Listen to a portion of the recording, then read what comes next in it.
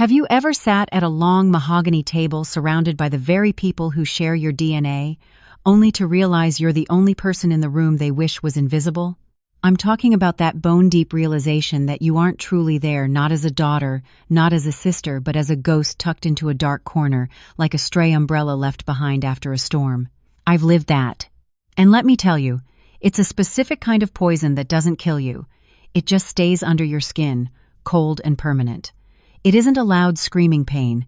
It's the quiet kind. The kind that smiles through grit teeth, nods politely at the salad fork, and folds its linen napkin while something vital inside you snaps clean in two.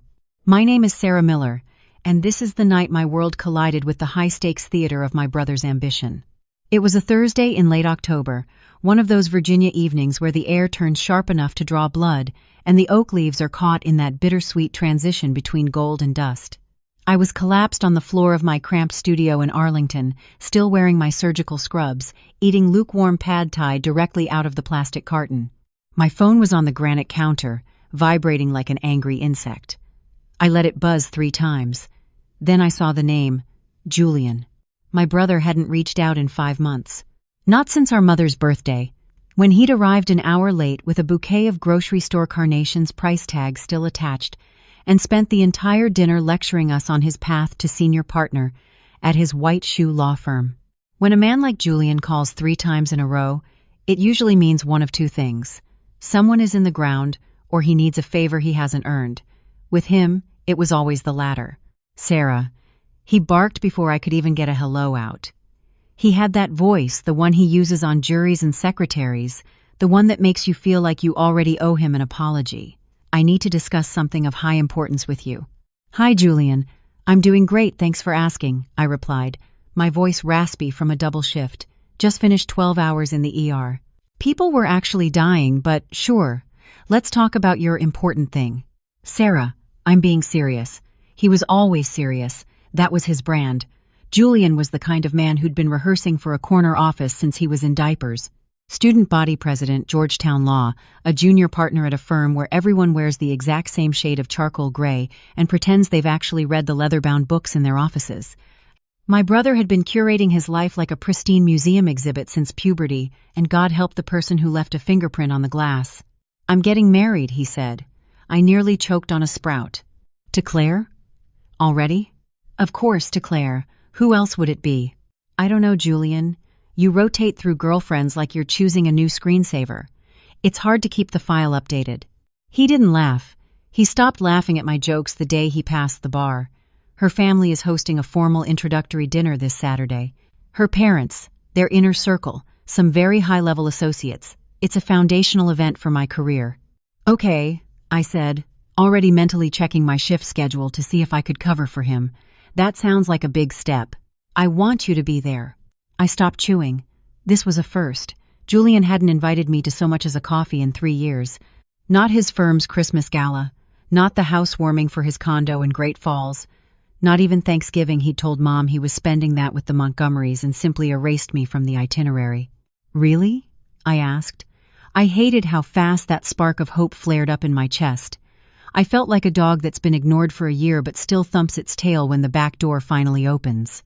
Yes, he said, his tone shifting into something clinical. But I need you to listen carefully, and I need you not to make this a thing. There are specific protocols for this evening. There it was, the fine print. With Julian, love didn't come in a straight line. It came with a list of terms and conditions. Claire's father is Senator Harrison Sterling, he said, dropping the name like a heavy gold coin on a glass table. He waited for the impact. Okay, I said, keeping my voice flat. The senator, Sarah. Senator Harrison Sterling. He's been on the Hill for 20 years. He chairs the Senate Intelligence Committee. He is, quite literally, one of the most powerful men in this Commonwealth. I knew exactly who he was. I knew him better than Julian could ever fathom in his wildest, most calculated dreams. But I didn't tell him that. Not yet. Right, I said. So, it's a fancy dinner. It's more than that. The Sterlings are a certain breed. Old Virginia blood. Impeccable, polished, traditional. And you. He paused, his breath hitching in the receiver. He was choosing his next words like a bomb squad technician, choosing which wire to snip. "You can come to the dinner, Sarah, but I'd prefer it if you didn't mention you're my sister." I set the that container down on the floor. The plastic made a dull thud against the wood. "Excuse me?" I asked, my voice dropping an octave. "Just hear me out, Sarah. It's not personal." "Not personal? You're asking me to pretend I'm a stranger at your engagement dinner to deny I'm related to you in front of your future wife's family, and you have the nerve to say it's not personal?" "Sarah, come on," Julian said, his lawyer voice clicking into high gear. "You know how these circles work. The Sterlings, they have a reputation. Donors, high-level political consultants, media-adjacent types will be there. I've been building this relationship for 2 years, brick by brick. I told them you're a family friend, an old acquaintance. It's just simpler." "Simpler for who, Julian? For your ego?" Another pause. This one felt heavier, like a judge about to hand down a sentence. "Look, Mom and Dad agree with me." That one hit me. It always hit me. That was the hollow point bullet they kept in the chamber just for me. "You talked to Mom and Dad about this before you even called me?" "They understand the gravity of the situation, Sarah. They said they'd seat you at the secondary table. It's not the kids' table, don't start, it's just further back, near the terrace.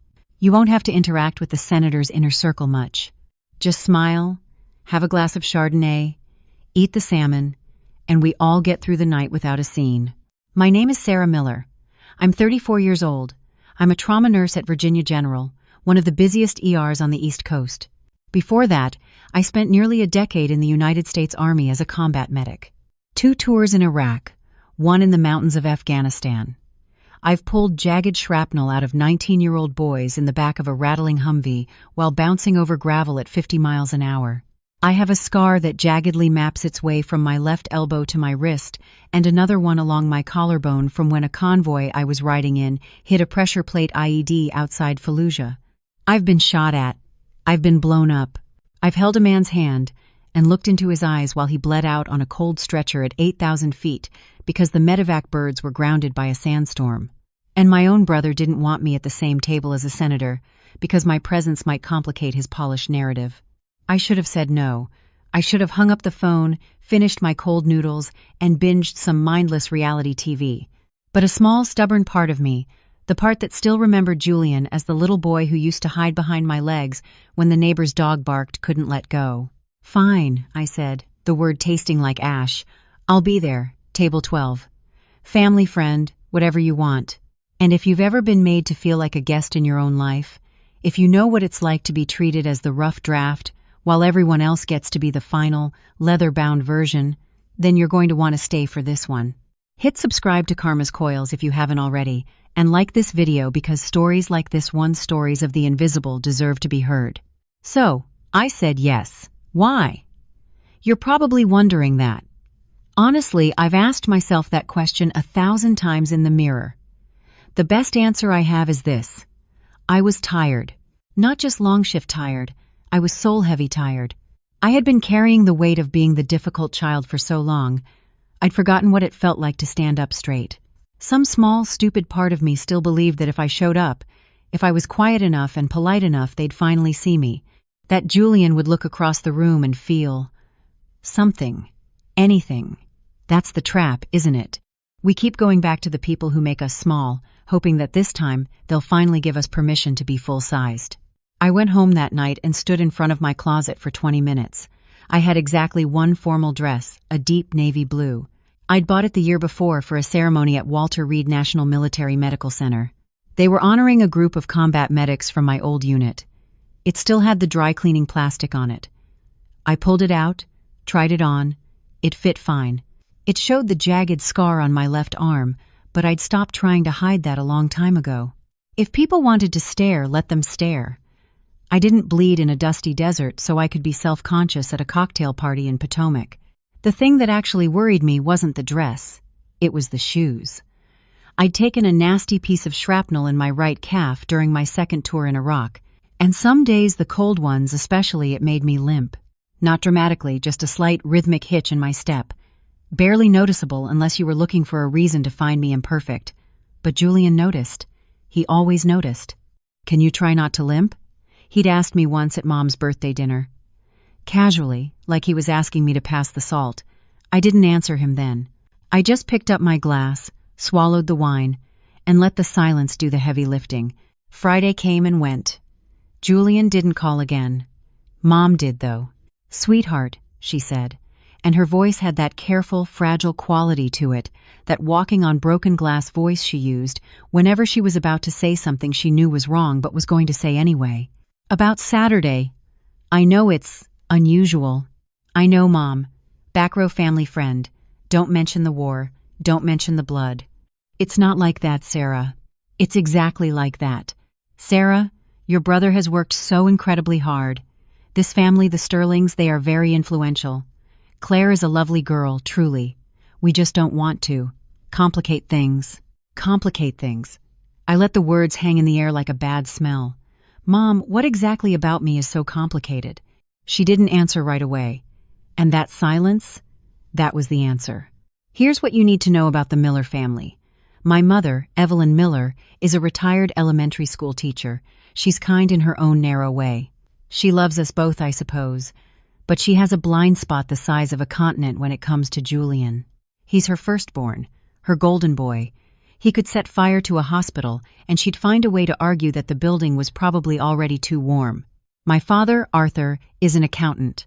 Quiet, methodical, not a cruel man by nature. But he's a man who has spent his entire life avoiding conflict the way some people avoid gluten. If Julian says jump, Dad doesn't ask how high. He just starts packing the parachute and pretends the whole thing was his idea to begin with. And then there's me. The second child. The one who didn't follow the blueprints. The one who enlisted instead of going to an Ivy League. The one who came home with a Purple Heart, night sweats, and a limp that nobody at the Sunday dinner table wanted to acknowledge. I got my degree later nursing, via the GI Bill, top of my class. But by then, the narrative was already written in stone. Julian was the success story. I was the detour. So, when my mother called to confirm that I would sit in the back, smile at the appropriate times, and pretend not to share DNA with the man whose wedding we were apparently preparing for, I wasn't surprised. I was just done. "Okay, Mom," I said. "I'll behave." But something shifted in me after I hung up. A gear clicked into place. It wasn't anger exactly. It was something colder than anger. It was clarity.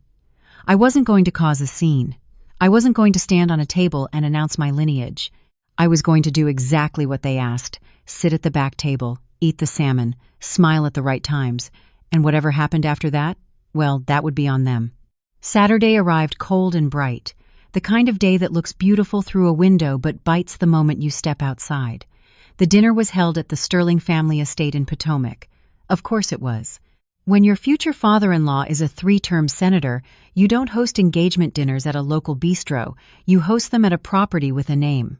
The Sterling estate was called Highland Reach, and it sat on 15 acres of manicured Virginia countryside that probably cost more than every paycheck I'd ever earned combined. I drove there myself. Julian didn't offer a ride, and my parents had already left in their own car, separate from mine. I followed the line of luxury SUVs through the towering iron gates, down a long driveway lined with ancient oaks that had likely stood there since the Civil War. I parked my 12-year-old Ford Focus, complete with a dent in the passenger door, between a brand-new Mercedes and a sleek BMW. My car looked like it had wandered into the wrong neighborhood and was too embarrassed to leave. I checked my reflection in the rearview mirror. Navy dress, hair pulled back tight, the small pearl earrings Mom gave me for my 30th birthday. Minimal makeup. I looked fine. Not glamorous. Not polished in the way Julian meant when he used the word as a weapon, but presentable. Like a woman who had survived much worse things than a dinner party and wasn't afraid of cloth napkins. My calf ached as I stepped out of the car. The cold always found the old shrapnel site first. I took a deep breath, steadied my step to minimize the hitch, and walked toward the massive front entrance. The house was exactly what you'd expect: colonial revival, white columns, an American flag hanging from a gold bracket near the door. It wasn't just patriotic, it was a statement of ownership. There were about 50 cars in the driveway. This wasn't an intimate family dinner. This was a political event disguised as a celebration. Julian met me at the door, or rather, he intercepted me, the way a Secret Service agent intercepts a person on a watch list. "You made it," he said. and his smile didn't even come close to his eyes. "I told you I would." He looked me over. Navy dress, the scar on my arm visible, the slight favor I was giving my right leg. I watched his jaw tighten for a fraction of a second. "You look acceptable," he said, which was his version of a compliment. "I won't have a panic attack." "Thanks, you look like a brochure for a country club." He didn't laugh. "Sarah, remember the arrangement. You're at table 12. It's in the back near the terrace doors. Mom and Dad are at table 4, closer to the front. If anyone asks, you're an old family friend. Maybe a neighbor from the old house. Keep it vague." "I'm 34, Julian. I'm not a family friend from the sandbox days." "Just keep it vague," he hissed. He started to lead me through the foyer, but a woman appeared at the top of the grand staircase. Everything in Julian's posture shifted instantly. He softened, brightened, and rearranged himself into the version of successful Julian that the rest of the world got to see. "Claire," he said, his voice dripping with practiced affection. "Claire, come say hi." She came down the stairs, and, I'll be honest, she wasn't what I expected. I'd built a picture in my head of a senator's daughter, sharp, cold, and elitist. But Claire Montgomery was warm, genuinely warm. She had dark hair, kind eyes, and a smile that looked like it actually cost her nothing to give away. "Oh, hi, you must be." She turned to Julian, waiting for the introduction. "This is Sarah," Julian said quickly. "She's a family friend. She works as a nurse over at Virginia General." The way he said it, family friend, it felt like a slap, like we'd met at a random bake sale, like I hadn't held his hand in the ER when he was 7 and his appendix was about to burst, like I hadn't sent him letters from the desert that he never bothered to answer. Claire extended her hand. "It's so lovely to meet you, Sarah. Julian talks about, well, actually, Julian mostly talks about himself." She laughed, a real unguarded laugh. "I'm kidding, mostly. I'm so glad you could make it." I liked her immediately, which made the whole charade feel 1,000 times worse. Come in. Everyone's already having cocktails in the conservatory. There's a seating chart near the entrance," Claire said, her voice light and welcoming. "Julian, where's her table?" "She's at 12, Julian said quickly, his hand already finding the small of Claire's back to steer her away. Claire glanced at the mahogany-framed seating chart posted near the entrance to the grand dining room. 12? That's all the way in the back by the terrace doors. Why? "It's fine," I interrupted, forcing a smile. "I love being near the terrace. I'm a fan of the fresh air, especially after a long shift." She looked at me, then at Julian. Something subtle passed behind her eyes, a silent question she filed away but didn't ask. She was a smart woman. I liked her even more for that, which only deepened the pit in my stomach. "Well, let me at least get you a drink first," Claire offered. "What do you like?" "Whatever's open. I'm easy." Julian's grip on her back tightened slightly. "Babe, your dad is looking for you. Something about the order of the toasts. I'll make sure Sarah finds her way." It was a dismissal. Polite, expert, and entirely seamless. The way Julian did everything. Technically correct, yet emotionally bankrupt. He walked me through the main hall, past the first 6 tables where heavy crystal glasses caught the amber glow of the candlelight and important-looking people laughed at each other's expensive jokes. We passed my parents at table 4. They looked at me with identical expressions of cautious discomfort, that "please don't make a scene, sweetheart" look that had been the soundtrack of my life.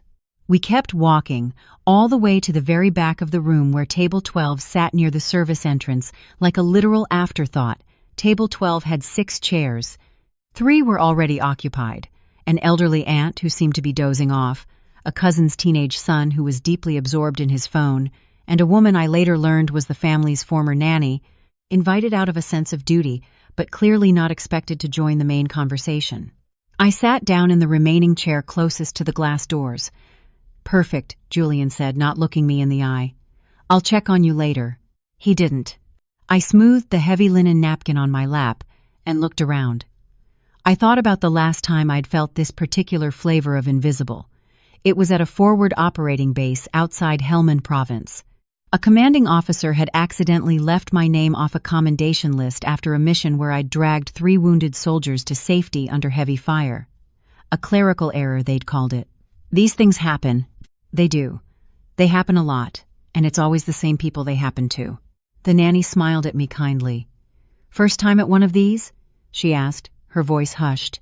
Something like that, I replied, taking a slow sip of water. From where I sat, the view was clear. Senator Harrison Sterling was at the head of the main table, tall, silver-haired, and broad-shouldered, in a way that suggested he'd been a collegiate athlete before he'd been a politician. His wife, Margaret, sat to his left, and Claire and Julian sat to his right. My parents were across the room, my mother laughing at something a donor's wife said, my father carefully cutting his bread into precise halves. Nobody looked toward table 12. Not once. The version of this story where I sit there, cool and composed, a woman who had survived a war and didn't need her family's validation, that's a nice version. It's clean. It's dignified. But that's not what happened. What happened is that I sat there for 45 minutes, invisible, picking at a salad that had been served cold, and I felt something crack behind my sternum. Not my ribs, something deeper. My hand was already on the back of my chair. I was going to stand up, walk out those terrace doors, and disappear into the night without a word. The plan was forming, my weight already shifting forward, when I heard heavy, measured footsteps behind me. Now here's the thing about Senator Harrison Sterling. I said I knew exactly who he was, and I did. Not from the evening news, not from the front page of the Post, and certainly not because my brother had finally decided to share his high society life with me. I knew Harrison Sterling because 3 years ago, I sat across from him in a high-security hearing room in the Hart Senate office building. Here's the story behind the story. In 2019, I was deployed with a forward surgical team in Iraq. It was supposed to be a stabilization mission routine, if anything in a combat zone can ever be called routine. On a Tuesday in mid-September, a convoy carrying a platoon from the 10th Mountain Division hit a massive chain of pressure plate IEDs on a road outside Fallujah. The convoy was ambushed immediately after the blast. 15 soldiers were wounded, 4 were in critical condition. The medevac was grounded by a sudden, blinding dust storm. I was the senior combat medic on the scene for the first 14 minutes. I won't go into the visceral details of what those 14 minutes felt like. If you've seen combat, you already know. If you haven't, no amount of poetic description will ever make it real. I'll just say this. I kept all 15 alive, including a 24-year-old captain named Leo Sterling. Leo. That's what everyone called him. He was funny, reckless, the kind of officer who volunteered for every dangerous patrol because he thought being bored was a greater sin than being in peril. When I got to him, he had a tension pneumothorax and a femoral artery bleed that was going to end his life in about 60 seconds. I did what I was trained to do. I used a needle decompression, applied a combat tourniquet, and kept manual pressure on that artery while another soldier bagged him. Somewhere in the chaos, a piece of secondary shrapnel caught me in the right calf. I didn't even feel it until the adrenaline cleared. When the birds finally landed, Leo was still breathing. Barely, but breathing. And I was limping, but I was standing. He spent 4 months at Walter Reed. He lost his left leg below the knee, but he survived. 6 months later, he sent me a video of him finishing a 10K on a carbon fiber blade with a grin that could have powered a small city. Leo Sterling, the senator's only son. After I came home, after my own surgeries and the quiet, hollow months of physical therapy and night sweats, a journalist contacted me. She was writing an exposé on how combat medics were being failed by the very system they served: outdated equipment, understaffed teams, bureaucratic delays that cost lives. I agreed to talk. I had things to say that had been burning a hole in my soul. That story led to a full-scale congressional investigation. Senator Sterling, who chaired the committee, led that hearing personally. I sat in that mahogany room and told them everything. I told them about the medic who died because his kit didn't have the right clotting agent. I told them about the surgeon who operated for 40 hours straight because there was no relief. The senator listened. He didn't check his watch. He didn't look at his aides. He actually listened. Afterward, he found me in the hallway. He shook my hand with both of his, and I saw something in his face I hadn't expected from a politician. Genuine, unvarnished grief. "Sergeant Miller," he said, "you saved my son's life. I will never be able to repay that debt, but I give you my word. The things you described today will change on my watch." He kept his word. He pushed through the Military Medical Reform Act the following year. My testimony was cited in the very first paragraph. There was a small, private ceremony at Walter Reed. Leo was there, and he hugged me so hard he nearly knocked us both over. Julian didn't come to the ceremony. He didn't watch the C-SPAN coverage. He didn't read the articles. When I mentioned the hearing once over a Christmas dinner, he just said, "That's a nice line for the resume, Sarah," in the same tone he'd use if I'd told him I found a good deal on car insurance. My parents were proud, but it was a compartmentalized pride. They were happy I'd done something noble, but they didn't fundamentally change how they saw me. I was still the detour. And here's the part that will make your blood boil. When Julian planned this dinner, my mother had actually asked him, "What if the senator recognizes her?" And Julian, my genius, Georgetown-educated brother, had replied, "Mom, he shakes 1,000 hands a week. He's a politician. He isn't going to remember one medic from years ago." My parents chose to believe him because believing Julian was always easier than fighting him. So, they sat me at table 12. So there I was, halfway out of my chair at the back table when I heard footsteps, not the quick, purposeful scuttle of a server or a caterer. These were slow, measured the steps of a man who moves through rooms like he owns them, because in this case, he literally did. Senator Harrison Sterling was making his way through the dining room with a bottle of wine in each hand. It was his thing, apparently. Claire had mentioned it at the door. "Daddy always does the first pour himself," she'd said. "He says a host who doesn't serve his own guests isn't a host at all." I watched him move from table to table. He had a word for everyone. A handshake here, a laugh there, a compliment for someone's wife's vintage brooch. He was a master of the craft, the performance of warmth that powerful men learn to do so well. It becomes indistinguishable from the real thing. Except with him, I had every reason to believe it was the real thing, at least the part that mattered. He started at the front, at the main table, then table 2, then 3. He spent a long time at table 4, my parents' table. I watched him lean down to say something to my mother, who laughed and touched her hair with that nervous, fluttering gesture she only uses around people she wants to impress. He shook my father's hand. Then 5, 6, 7. I turned away. I looked at the terrace through the glass doors. It was pitch black now, and the garden lights cast long, skeletal shadows across the stone paths. I could see my own reflection in the glass. A woman in a navy dress sitting alone at a table full of strangers, wondering why she'd ever let Hope talk her into coming. The nanny had gone to the restroom. The teenager had been collected by his parents. The elderly aunt was still asleep, chin on her chest, breathing softly. It was just me and a centerpiece of white roses that no one had bothered to light the candle in. Then the footsteps stopped right behind me. "Well, let's see. Table 12 hasn't been properly." He came around the side of the table with a bottle of red in one hand and white in the other, his senator's smile already in place, the kind of smile that's been practiced in 1,000 town halls. And then he saw me. The smile didn't drop. It froze like someone had hit pause on a broadcast. The bottle of red lowered slowly. His left hand, the one holding the white, drifted to his side. His face, which had been the warm, ruddy color of a man who'd been drinking good wine and telling good stories, went pale. Not dramatically pale, but the color left his cheeks like a tide pulling back from the shore. He set both bottles down on the table carefully, the way you set down something fragile that's about to break. "Ma'am," he said. His voice was different now. Not the senator voice, not the host voice. It was something private, something raw. "Nobody told me you were coming." I looked up at him. "Senator, nobody." He stopped. He looked around the room at the service entrance, at the unlit candle, at the empty seats, then back at me. Sarah Miller. "Why on earth are you sitting back here?" "I was invited," I said simply. "Back here?" He looked at the table again, then back at me, and something in his face shifted from shock to confusion, and then to something much harder. It was the face he'd made during the hearing when a Pentagon official tried to explain away equipment shortages with budget spreadsheets. "Who put you at this table?" "It's fine, Senator. I'm fine." "It is not fine." His voice was low, but it carried like a gunshot in a library. A few people at nearby tables glanced over. "Sarah, do you understand? My son is walking today because of what you did on that road. I have read your Silver Star citation 20 times. I have your testimony framed in my private study. You do not sit at table 12. He said table 12 like it was a terminal diagnosis.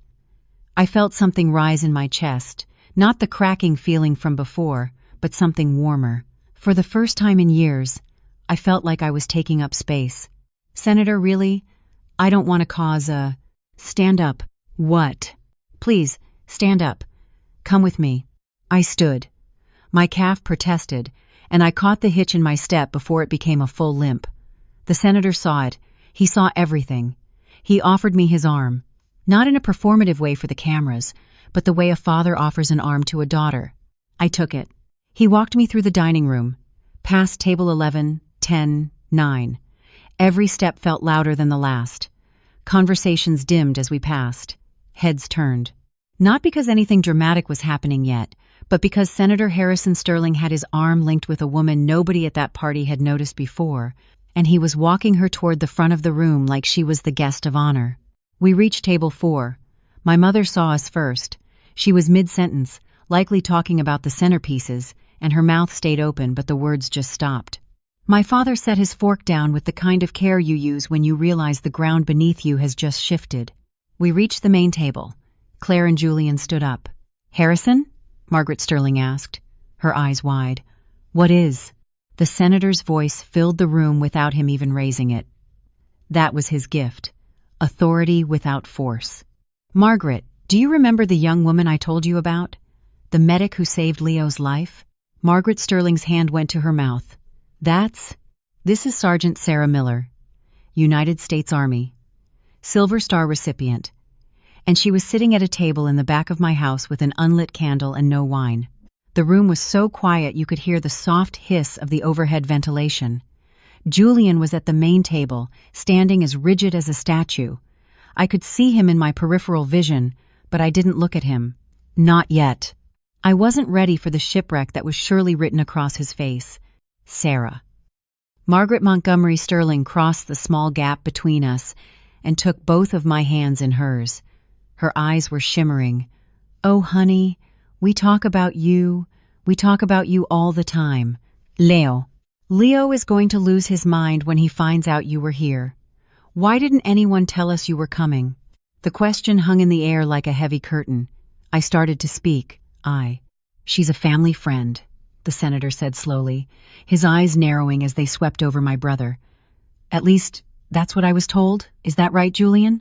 It was the moment. I could feel the weight of the next few seconds pressing down on the room like a physical force. Every pair of eyes, every held breath. My mother's face was pale and still.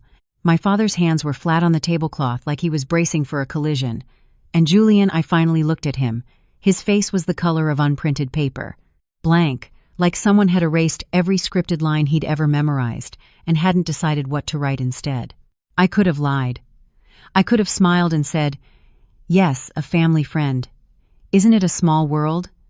And let the evening reset itself like a computer after a crash. But here's the thing about spending nearly a decade in the Army, 2 tours in a war zone, and 5 hours under oath before a Senate committee. You develop a very specific, very unforgiving relationship with the truth. You learn that lies don't save people. They just delay the damage until it comes back with interest. No, sir, I said. My voice steady, the kind of steady I used when calling in coordinates under fire. I'm not a family friend. The senator waited. I'm Julian's sister. The silence wasn't just silence anymore. It was the absence of everything. It was as if the room itself had inhaled and forgotten how to breathe out. Margaret looked at Julian. The senator looked at Julian.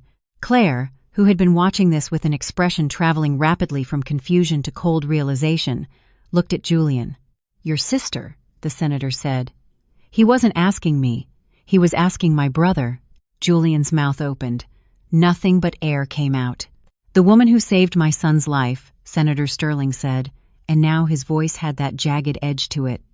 The edge I'd heard in the hearing room when he was about to make a Pentagon official wish they were anywhere else on Earth. Is your sister? And she was sitting at a table in the back of the room because you told us she was a family friend? It's more complicated than, Julian stammered. Julian. Claire's voice was quiet, but it cut through the room like a scalpel. What is he talking about? Babe, I can explain. Did you tell my family that your own sister was just a friend? Claire asked, her voice steady in a way that told me she had inherited more from her father than just his last name. "Did you seat your own sister at a back table because you were afraid she'd embarrass you at our engagement dinner?" Julian's mouth opened and closed again. I'd never seen him like this, stripped of his polished script, standing in the wreckage of a narrative he'd spent years constructing. "Claire, it wasn't because—" "If that's what happened," Claire said, "then I need you to explain to me right now, in front of everyone, what exactly about a Silver Star recipient and a trauma nurse embarrasses you." The room stayed frozen. 40-some people, crystal glasses suspended mid-air, forks abandoned on plates, the kind of silence that has teeth. Julian looked at Claire, then at the senator, then at our parents as if they might throw him a rope. My mother was staring at her plate like it held the secret to the universe. My father had his hand over his eyes. No rope came. "I was trying to manage the situation," Julian said finally. "I wanted everything to go smoothly. I didn't want any distractions." "Distractions?" Claire repeated the word as if it were a diagnosis. "I just meant—" "Your sister," Claire interrupted, "a decorated veteran who saves lives for a living. That's a distraction to you?" Julian's jaw worked. He looked at me then, and what I saw in his eyes wasn't anger or even shame. Not yet. It was genuine, baffled confusion. Like he honestly couldn't understand why the math he'd done 100 times was suddenly giving him the wrong answer. That's the thing about people like Julian. They aren't inherently evil. They're just so deeply invested in the architecture of their own success that they can't see the people they've built the walls around. "Son." The senator's voice was quiet now, not angry. Worse than angry, it was disappointed. "I'm going to ask you something, and I want an honest answer. Did your parents know about this arrangement?" Julian didn't answer. He didn't have to. My mother stood up from table 4, her linen napkin clutched in her hand like a white flag of surrender. "Harrison, please. This is all just a terrible misunderstanding. We didn't mean—" "Evelyn." The senator held up a hand. Not rudely, but with the kind of absolute authority that doesn't require volume. "With all due respect, your daughter saved my boy's life. She carried him to a helicopter with a piece of metal in her own leg. And you sat her at table 12. My mother's mouth trembled. "We were just trying to help Julian by not letting anything overshadow the evening." The senator turned back to me. The hardness in his face softened instantly. He pulled out the chair next to his, the one at the head of the main table, his own chair. "Sarah, sit here." "Senator, I don't need." "Please." I sat down. He stood beside me, one hand resting on the back of the chair like he was presenting a guest of honor at a state dinner. "Everyone," his voice carried across the room, effortless and commanding. "I want to introduce you to someone. This is Sergeant Sarah Miller, United States Army. 2 tours in Iraq, 1 in Afghanistan, Silver Star for gallantry in action. She's the reason my son Leo is alive today. She's the reason the Military Medical Reform Act exists. And she's the reason I still get to be a father." He paused, his gaze sweeping over the silent crowd. "She is also, apparently, the sister of my future son-in-law, a fact that was, for reasons I do not understand and do not accept, hidden from this family." Margaret Sterling was crying openly. Several guests were too. A man at table 3, I later learned he was a retired Marine colonel, stood up and started clapping. Within seconds, the whole room followed. It wasn't the polite, rhythmic clapping of a political event. It was the kind that's ragged and real, coming from somewhere deep in the chest. I didn't cry. I wanted to, but combat medics learn early that you can cry later. In the moment, you just breathe and do the next thing. The next thing was Julian. He was still standing there, but Claire had moved to the other side of the table. Not dramatically, but she'd created space. The way you step back from something to see the cracks more clearly. "Julian," I spoke for the first time in what felt like an hour. "Can I say something?" He looked at me. His face had aged 10 years in 10 minutes. "I didn't come here to embarrass you," I said, my voice echoing in the sudden stillness. "I came here because you're my brother, and you asked me to come. I sat at that table in the back because you asked me to sit there. I didn't tell anyone who I was because you asked me not to. I did every single thing you asked. And I would have left tonight, I would have driven home and never said a word about any of this if the senator hadn't walked to that table." I took a breath, looking him straight in the eyes. "You didn't have to be proud of me, Julian. You didn't have to brag about me or show me off. You just had to not be ashamed. That's all I ever needed from you. Just not ashamed. The room was so quiet I could hear the candles flickering. Julian opened his mouth, closed it, and opened it again. Sarah, I don't. I shook my head. Not tonight, not here. If you want to talk, really talk, you know my number. You've had it for 34 years. I turned to Claire. She was watching me with an expression I couldn't quite read, a mixture of admiration and heartbreak. Your father's right, I said to her. He's good people. Take care of him. I will, she said, her voice firm. And then, much quieter. I'm so sorry, Sarah. Don't be. You didn't do this. And for what it's worth, you deserve better answers from my brother. Hold him to that. She nodded. One firm, decisive nod. She would hold him to it, and God help Julian if he didn't deliver. The senator walked me to my car that night personally, all the way down the long driveway, past the ancient oaks and the sea of Mercedes and Audis, to my beat-up Ford Focus that still looked like it had gotten lost and given up on finding its way back. The night air was freezing, but it felt remarkably clean. You know, he said, opening the creaky car door for me himself. He's going to call you tomorrow, probably at 6, 0 inches the morning. He's an early riser. I know, I said, a small smile finally reaching my lips. He always was, even in the field. The senator laughed, a real, chest-shaking laugh that echoed against the Potomac fog. Sarah, listen. Whatever happens with your brother, and something needs to happen, I want you to know that you have a standing invitation to Highland Reach. Margaret is going to insist on Sunday dinners. You'll be in the chair next to mine, every single time. No back tables. Senator, call me Harrison. I looked up at him. The porch lights from the distant manor caught the silver in his hair and the genuine warmth in his eyes. Thank you, Harrison. Don't thank me. I owed you a debt I can never fully repay. Tonight was just the smallest possible installment. He squeezed my hand, a firm, grounding gesture. Drive safe, Sergeant. I drove home with the windows down, even though the Virginia cold was biting. The air felt good, sharp, and honest. It was the kind of cold that wakes you up and reminds you that you're still here, still alive, still taking up your rightful space in the world. And that's not something any of us should ever have to apologize for. Leo called the next morning at 6:15. I was already up, coffee in hand, watching the sunrise over Arlington.